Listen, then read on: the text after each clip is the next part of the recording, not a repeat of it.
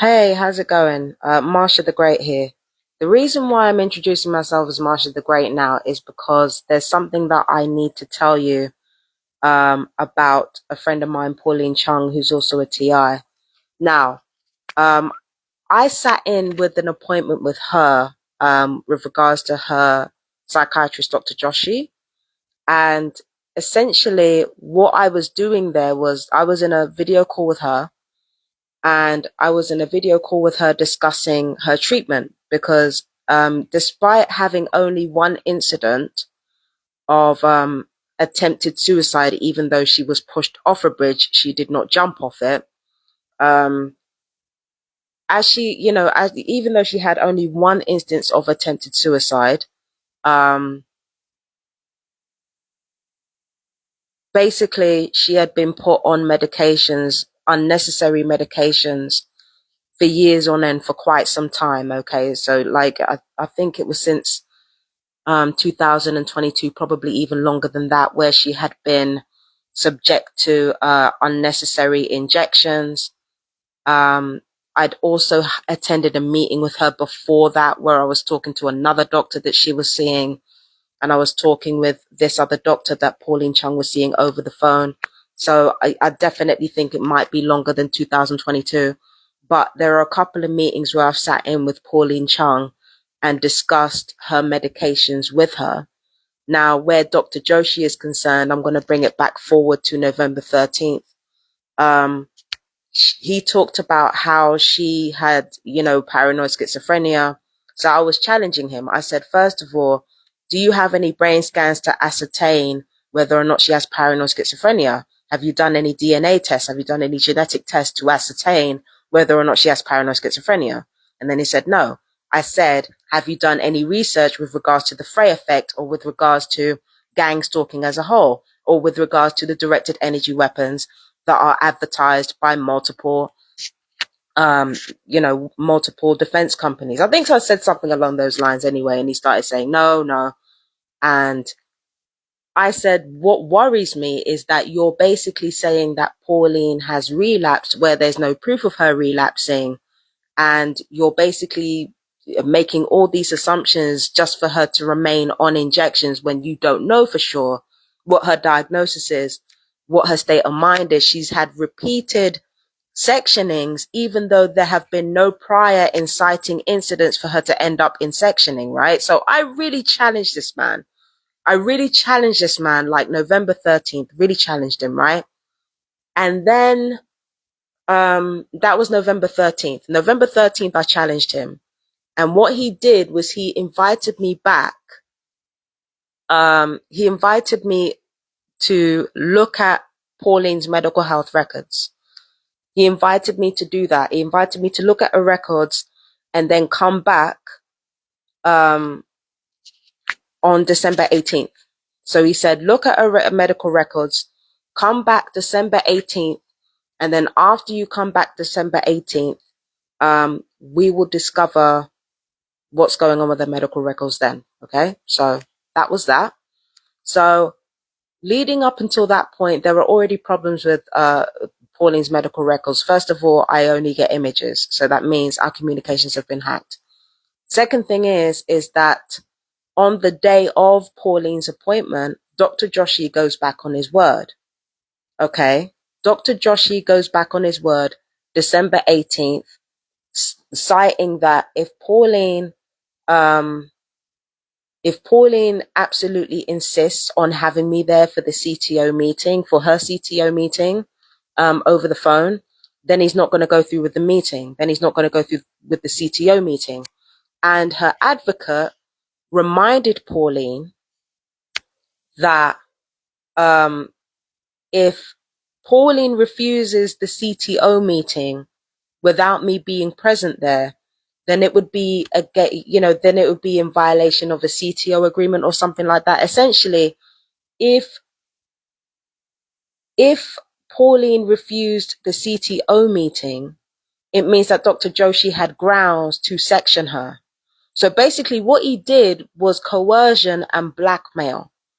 Basically, this man said, if Pauline has me on the phone during the meeting, then he's not going to go through with the meeting. And then if he doesn't go through with the meeting, that means he can write her up to get sectioned again just for not complying with the CTO.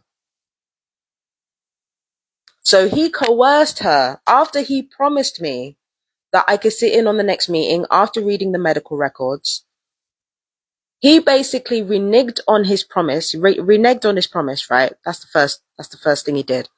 And the second thing that he did was he basically blackmailed Pauline into, into attending the CTO meeting, without me so that he could continue injecting her, because he knew that if I was there and I was challenging him on his behavior and on his diagnoses, then he wouldn't have a leg to stand on, because he didn't have a leg to stand on the last time I spoke to him. So that's what happened with Pauline. Now, why is this relevant to me as a targeted individual? The reason why it's relevant to me is because it's on this same day and the same evening that I had that almighty fucking crash out. Now, I want you to stay with me here. When I interviewed Pauline Chung, when I interviewed her in Kent, you can go and look at that interview on Marsha the Great. It's one of the more popular videos. Okay. When I went to interview Pauline Chung, I was racked with pain. I think on the lower back. I get it so often, I forget now. I was completely racked with pain in my lower back, to the point where I was screaming in agony, just making turns. I was in absolute agony, just fucking screaming the whole time I was on the train. Because what they figured is, if I'm in pain and, I'm in too much pain to actually attend the meeting, then the interview with Pauline couldn't continue. Now, if you've seen the interview with Pauline, you'd know exactly why they wanted me in too much pain to attend that interview.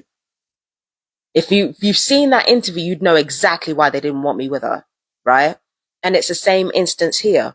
Because I'm getting too close to the truth with regards to Pauline and I'm supporting her too much, I'm not just getting my own gang stalkers, I'm getting hers on top of that. Do you understand what I'm saying? So it's not just my gang stalking that I'm dealing with here. It's also Pauline's gang stalkers that I'm dealing with. And then on top of that, we have to consider what was going on upstairs. Now, as much as I have cussed these people out, and quite frankly, I don't regret it, it occurs to me that these people were also hit with weaponized frequencies, and that's part of the reason why they couldn't sleep, and that's also part of the reason why they were unnaturally aggressive. You guys heard the video footage. Now, they're usually loud and they usually do taunt, but there was a particular aggressiveness in the way that they were behaving that usually isn't there. They're more aggressive than normal. It's not like I haven't cussed them out before. I've cussed these people out before. I've cussed the children out before. And even though they've been loud as fuck, they have done that before.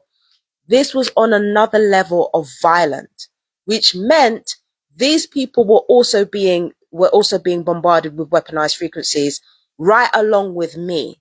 So the idea was to bombard these people upstairs with weaponized frequencies and me so that we'd end up fighting.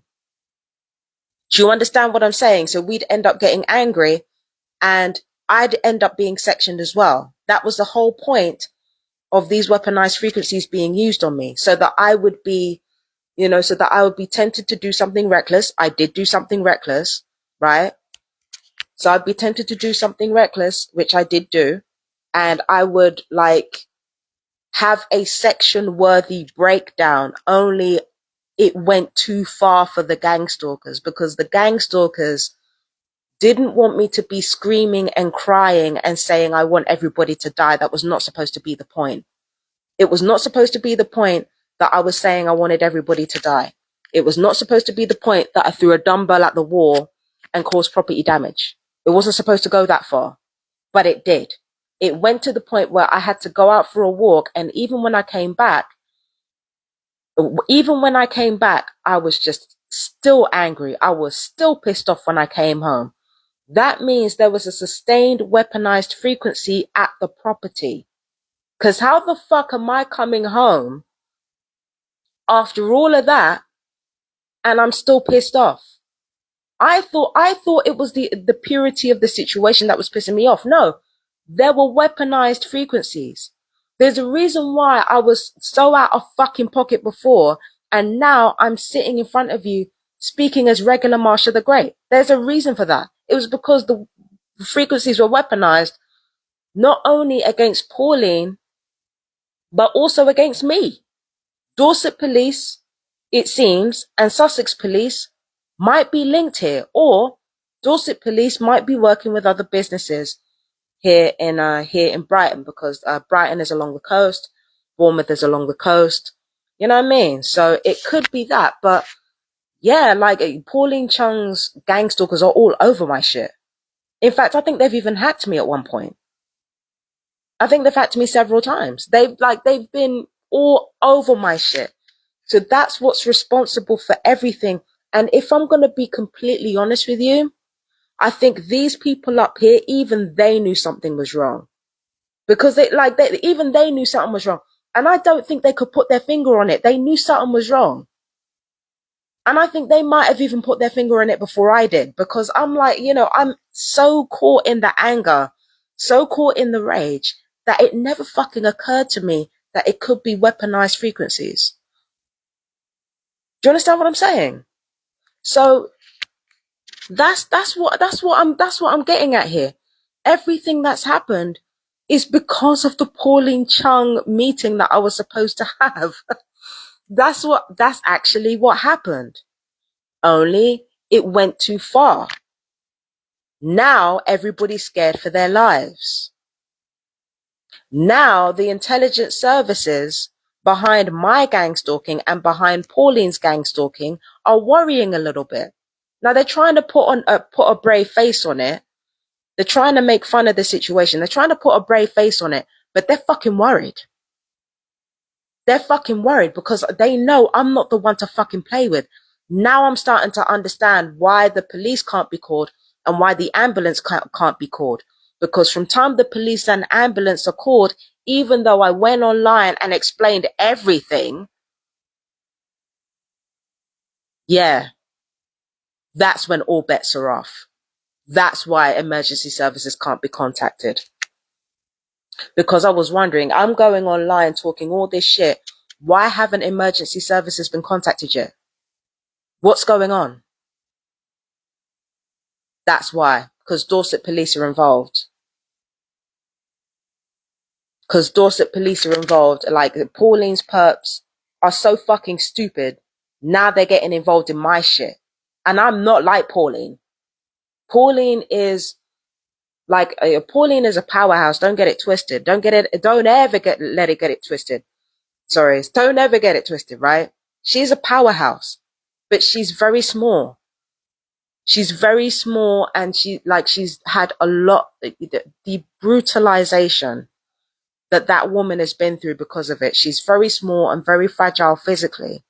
So as strong as she is as a person, she's very small, she's very fragile.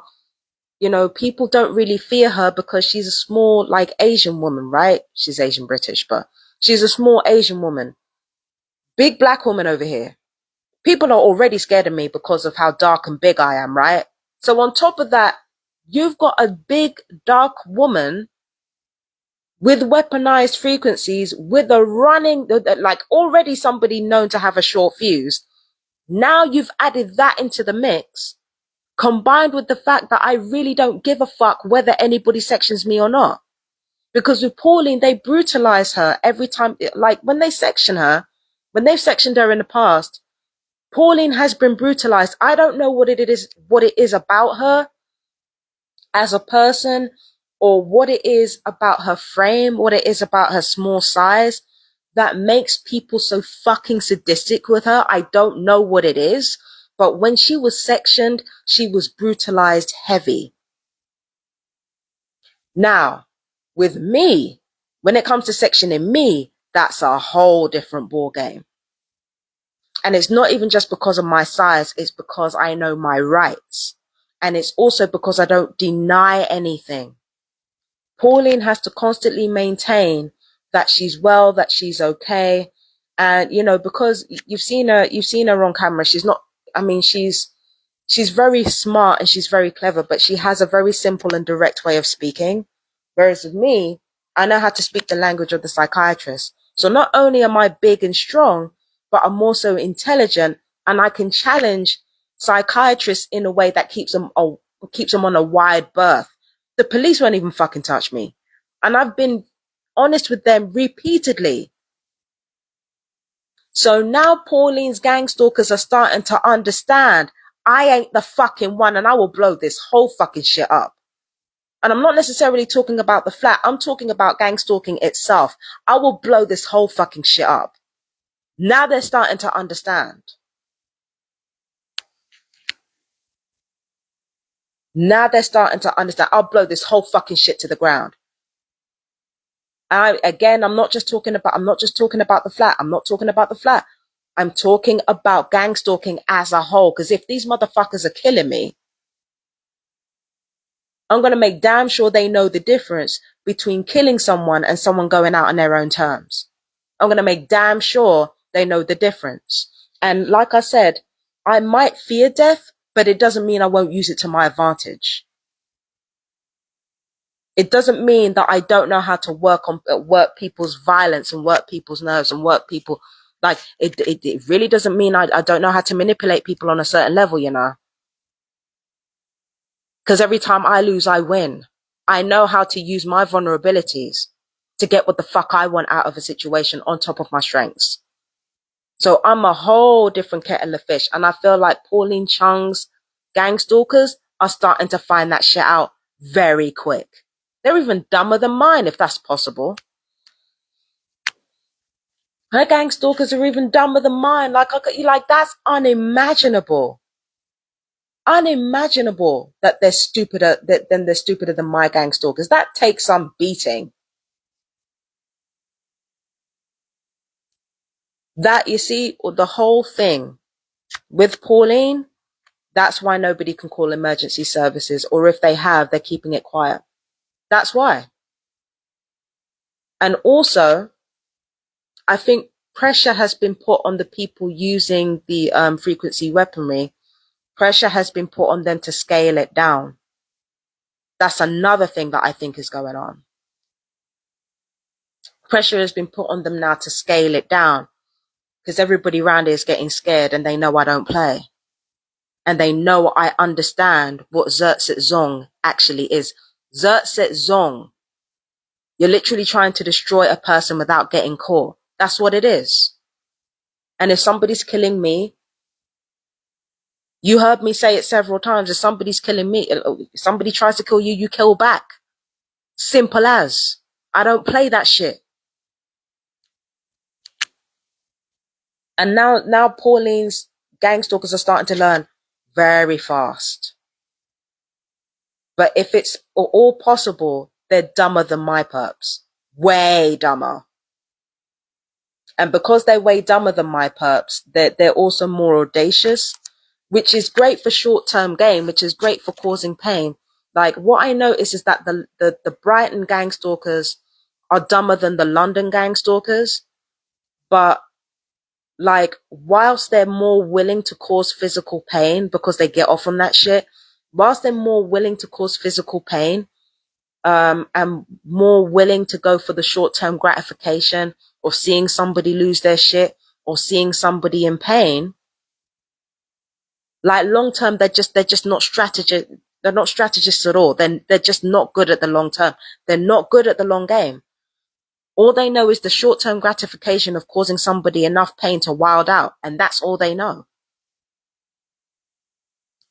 Do you know what I mean? So it's easy to work them motherfuckers. They're easy to work. Perps round here, easy to work. Because they're not, I mean, it's not fair to say that all of them are not smart. It's not fair to say.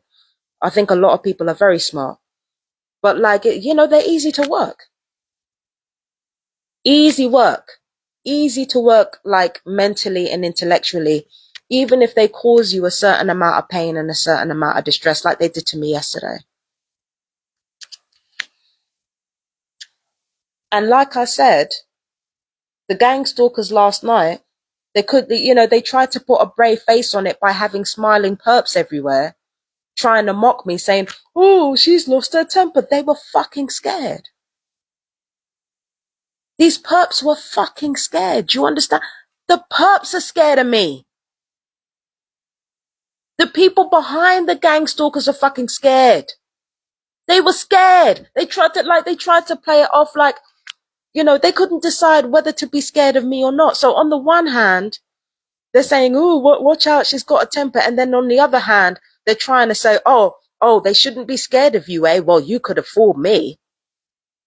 They couldn't even make a decision. They were so busy trying to put a brave face on it, using their recruits to put on a brave act or brave face, knowing all the while the perps are fucking terrified because they've never seen me like this before.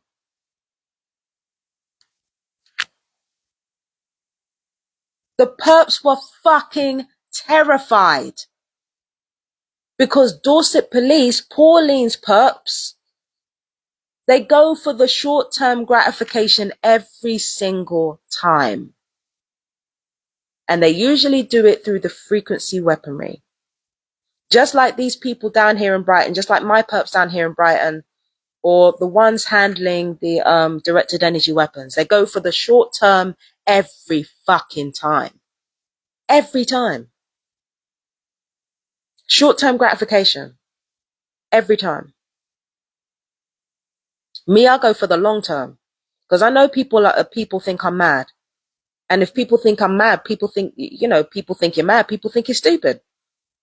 I could lay out my entire plan. Like, I could have a diabolical plan and have a whole monologue and everything. And I could tell everybody exactly every step of what I'm doing and how it's going to work. And people would never believe me because they think, again, mad.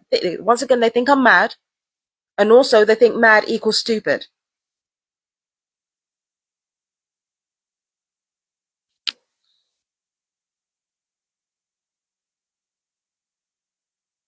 And Pauline's perps fuck with the wrong one because they get, like, again, people around here were fucking scared.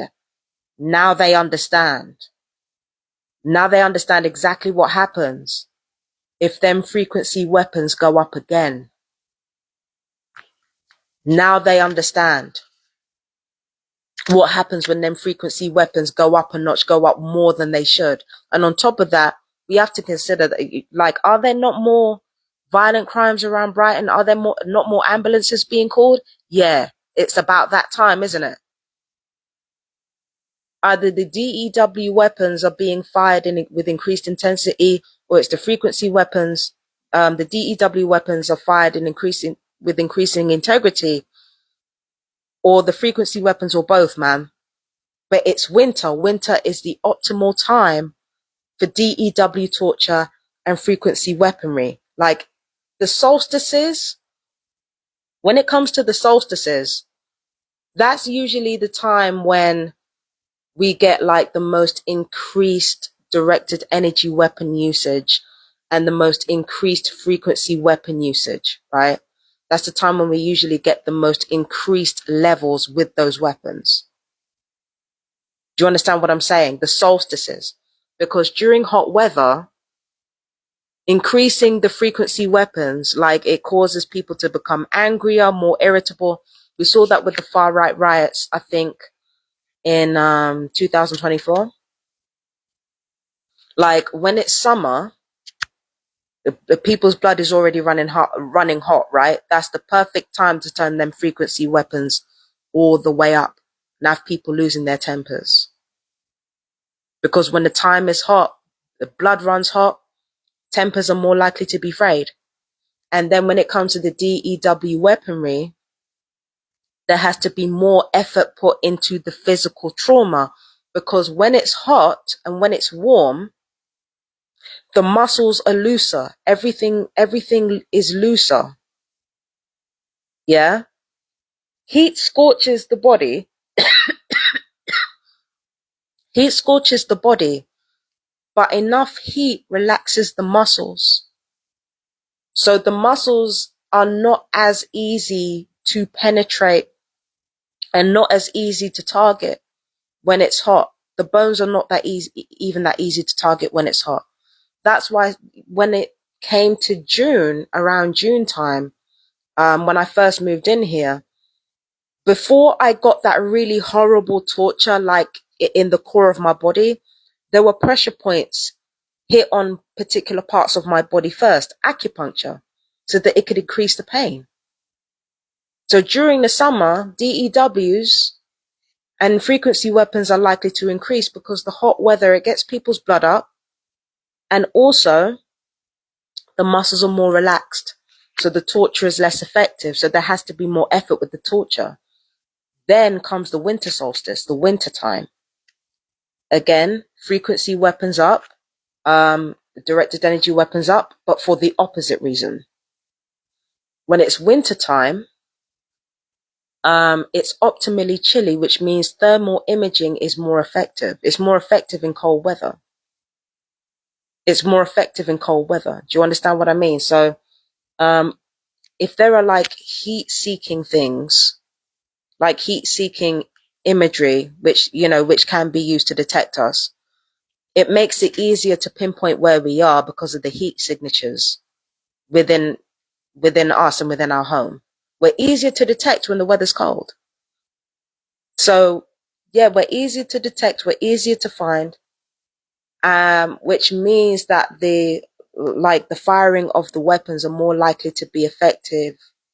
The targeting is more likely to be effective. The torture is more likely to be effective.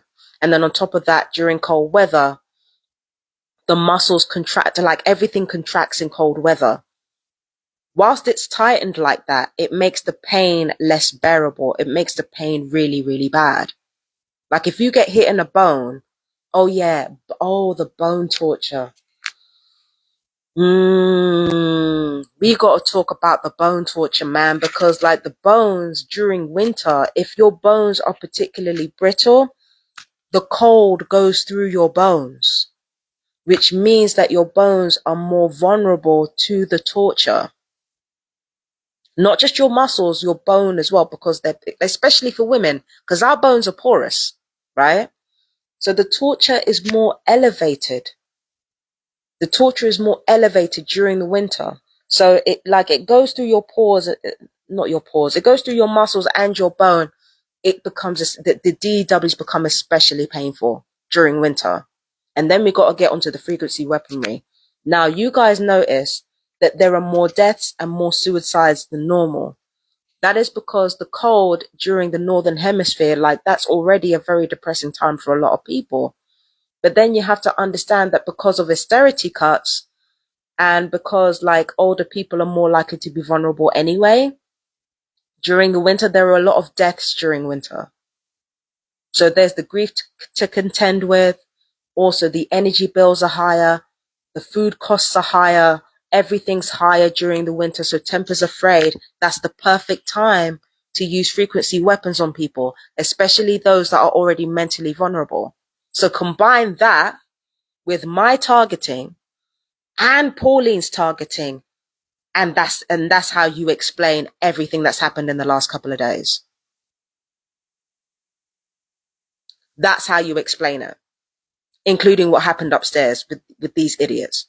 They got hit with the frequency weapons too, because their temper was on a level like, again, they stalk me and they bother me anyway, but it's like it was on an extra added level.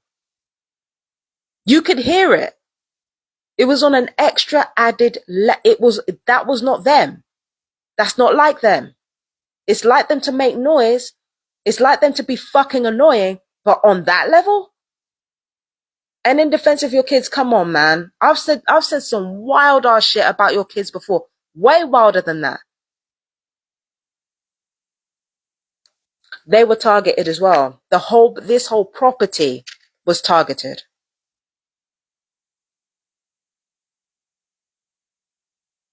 This whole property was targeted with frequency weaponry, because that's how fucking dumb Dorset police actually are. That's how fucking dumb they are. Like, it is staggering how dumb these fucking people are.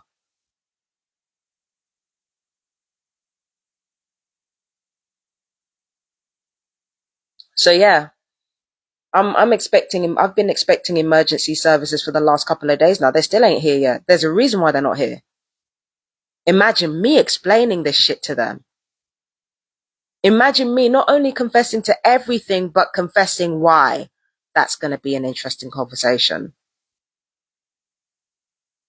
Imagine me telling them that the same people doing this to me are the same people covering up for child trafficking. That's a very interesting conversation. That's why nobody said anything. Because, fuck.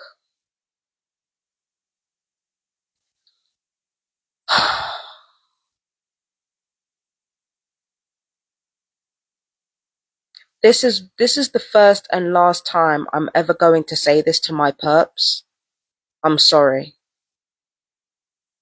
I'm sorry. To find out that you have to cover for pedophiles and for child traffickers on behalf of Dorset police, the fact that you were weaponized in the midst of this shit, especially when you have children yourselves, I'm sorry for that. I am sorry. I am sorry. That's it's disgusting. It's disgusting, and that should never have happened. I'm sorry. But now you understand exactly what you're dealing with here. And as for potentially, well, I don't know about that, but I am sorry that you ended up like low key and indirectly having to cover for child trafficking. That's something that no parent should ever have to contemplate. That's horrifying, and I'm sorry.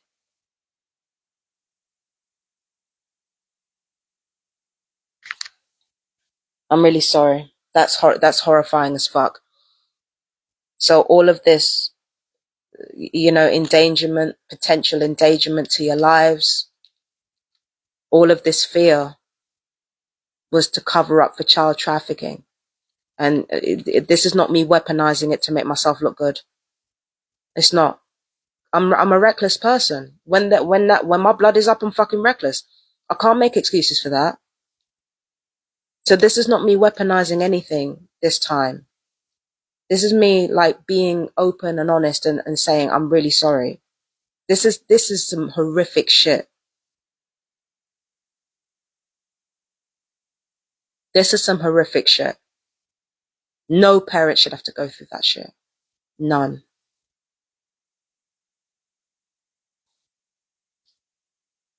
But as for you and me, we're at war. And unfortunately, you chose the wrong side.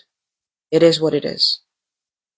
Because this is not just about, me and Pauline. It's not just about two people. It's literally about what the right thing is to do. And you know that gang stalking isn't right. And you know this whole thing, playing games with psychiatry and psychiatry acting as henchmen for literal criminals. You know how fucked up this whole thing is.